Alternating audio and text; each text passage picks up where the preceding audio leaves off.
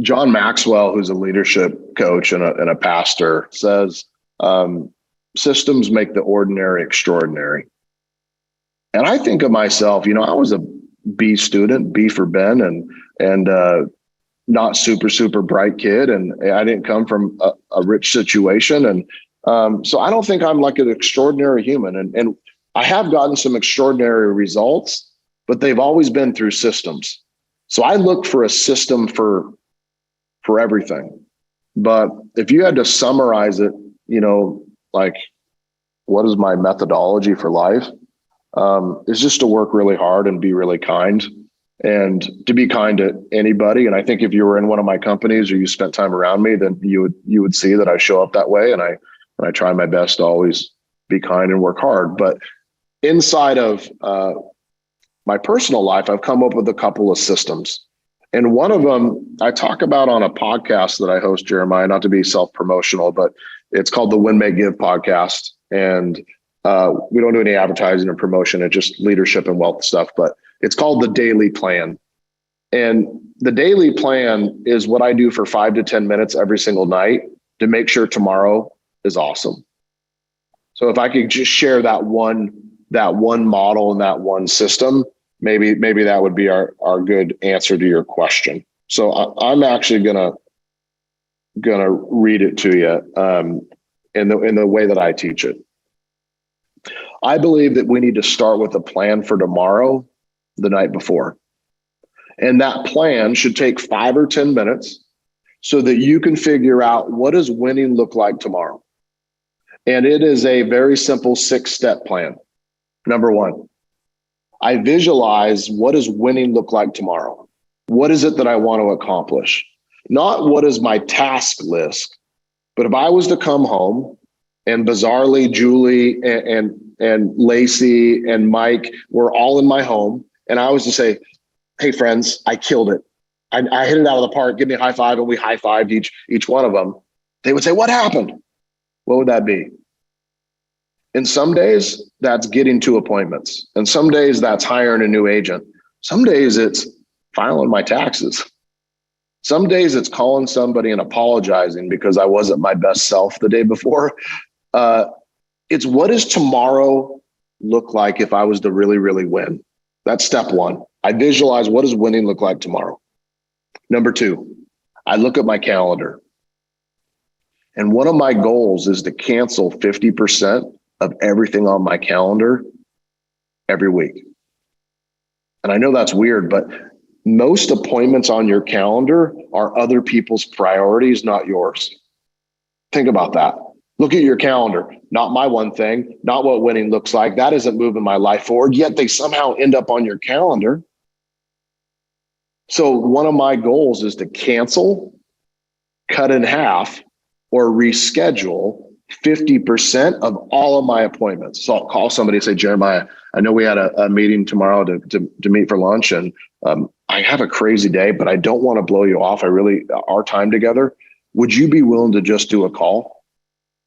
And Jeremiah says, yeah, that's fine, actually. And I do that call and I get it done in 15 minutes. I've just added 45 minutes of productive time tomorrow. The other person is I go, Mike Chang, I said, Mike, something came up, man. I got to cancel tomorrow. And I said, hey, would you do me a favor? This week's crazy, but next Monday, will you send me a text and we'll reschedule? 75% of the time, I'm never going to hear from Mike. He was on my calendar because I let him on there, but he didn't need to be on there because he doesn't follow up with me again and ask for that time back. So I create that space. And sometimes I just say, hey, unfortunately, I can't make it work. You have to make time on your calendar. Step number 3, I literally take a piece of paper or a notepad on my phone and I write down my priorities for tomorrow. If I was only to get a couple things done, what would it be? And here's what happens, Jeremiah. My priorities don't come out of my brain in the right order. So I just dump them on a piece of paper. I need to call my accountant. I need to get through 10 resumes. I need to follow up with all my old leads. I need to make 5 sphere calls. I need to do this coaching session. I write down my priorities for tomorrow. Once I dump them on a piece of paper, I ask myself the question, if I only had one thing, if I could only get one thing done tomorrow, what would it be? And I put a number 1 by it. Then I do the same thing on the number 2 and I write down number 2. And then I do number 3 and number 4 and whatever. So that's my list of priorities. Next one, number 4. I plan my rituals. And whenever I say rituals, I think of Major League. Remember the Major League Baseball comedy when he killed the chicken before the game? So I'm not talking about killing chickens. My rituals are, what am I going to eat tomorrow? What am I going to drink?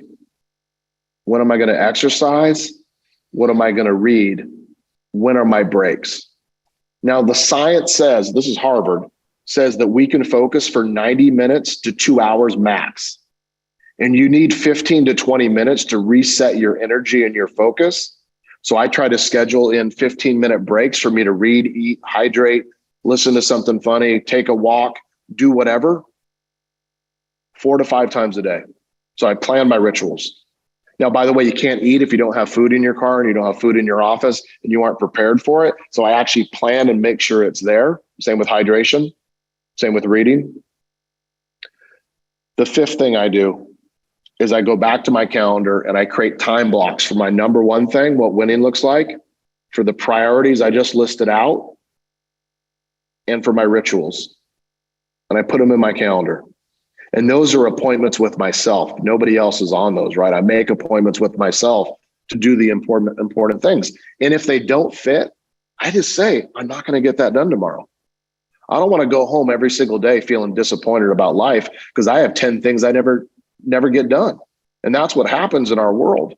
The last thing I do, step 6, is I just make a mental commitment that I'm going to stick to my plan for tomorrow. You can't stick to your plan forever. Things happen, but I can make a commitment that tomorrow I'm going to do my best to stick to it. Then I close my notepad or I shut my notes in my phone and I go to bed feeling like I got a plan for tomorrow. I don't have to think about work tonight. I wake up in the morning. The first thing I do after all the normal bathe, brush teeth kind of things is I just look at my plan for the day, remind myself of my priorities, think about what winning looks like, and I go do my day. That simple thing, Jeremiah, has made me more productive than 99% of the people that I've had the opportunity to get into business with. And it's because they don't prioritize and they don't ask what's important tomorrow, and they don't take little breaks, and they don't cancel things on their appointments. Some of my busiest and most successful friends, they say, man, I'm busy all the time. I don't know how you have time for those things. And I say, let's look at my calendar compared to yours. I have 1/3 of what appointments you have. So my secret to success is having less things on my calendar and more time to work on what's important to me, to my life, to my business.